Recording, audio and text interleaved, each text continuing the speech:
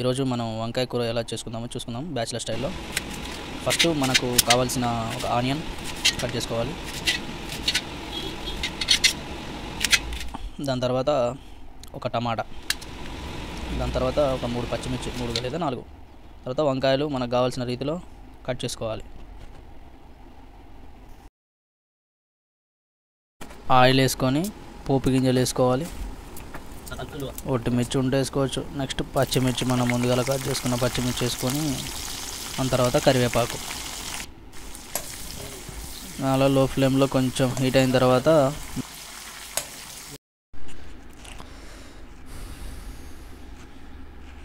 ముందుగా అలా కట్ చేసుకొని పెట్టుకున్న ఆనియన్ ఇది వేసుకొని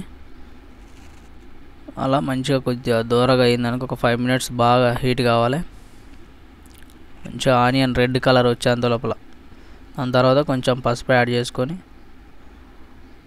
కొంచెం మగ్గిన తర్వాత మనం ముందుగా కట్ చేసుకున్న టమాటాని కొంచెం టమాటా మగ్గినాక మంచిగా హీట్ చేసుకోవాలి.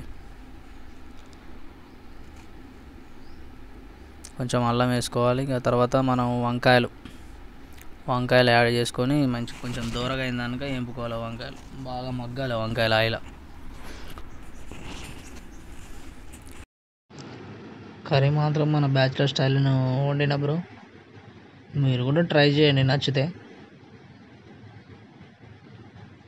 టేస్ట్ మాత్రం సూపర్ ఉంది.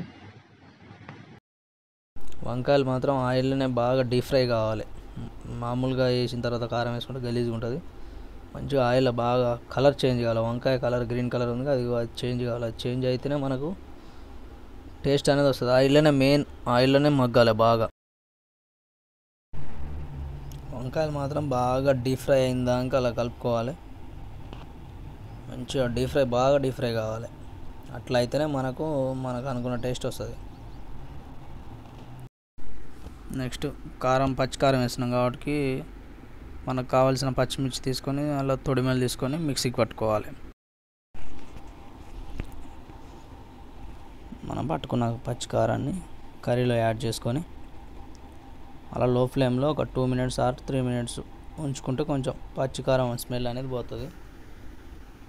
దాని తర్వాత దాంట్లో కొంచెం సాల్ట్ యాడ్ చేసుకోవాలి. ఆల్రెడీ మనం మిక్సీ పట్టేటప్పుడు యాడ్ చేసాం, ఇంకొంచెం యాడ్ చేసుకుంటే సరిపోతుంది.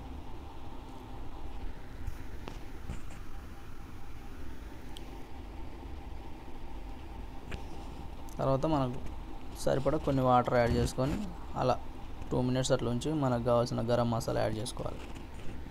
యాడ్ చేసుకొని అట్లా కొంచెం వాటర్ మొత్తం దగ్గర గుంజు వేసుకొని పక్కన స్టఫ్గా ఏదో ఒకటి పెట్టుకొని తింటుంటే సూపర్ అసలు. Thanks for watching.